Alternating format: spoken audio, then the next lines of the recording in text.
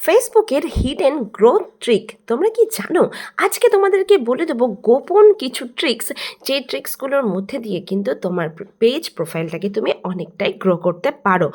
তার জন্য পুরো ভিডিওটা দেখতে হবে, স্কিপ না করে দেখতে থাকো। দেখো, সবার প্রথমে যে ট্রিকটা বলবো সেটা হচ্ছে প্রোফাইল ভিজিট আর ফলো ট্রিক। প্রোফাইল ভিজিট আর ফলো ট্রিক এই বিষয়টা কি?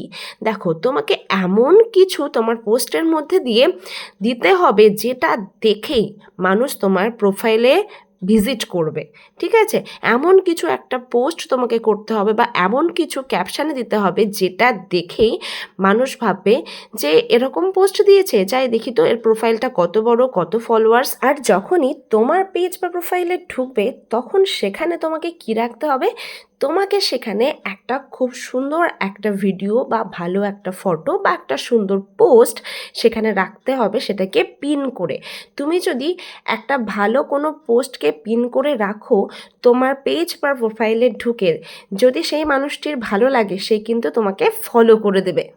যদি মানুষকে তোমার পোস্টে আটকে দিতে হয় তাহলে ক্যাপশানের মধ্যে কিউরিসিটি তৈরি করুন। কিভাবে তৈরি করবে? ক্যাপশানে একটু রহস্য বা কৌতূহল রাখতে হবে। যেমন এই ধরনের তুমি লিখতে পারো, আজকের এই জায়গাটা আমার জীবনের একটা বিশেষ মুহূর্ত, পুরো গল্পটা আমার প্রোফাইলে দেখুন। যখন এই রকম লিখে দেবে অবশ্যই মানুষ তোমার প্রোফাইলে ঢুকে সেই পোস্টটা দেখতে চাইবে।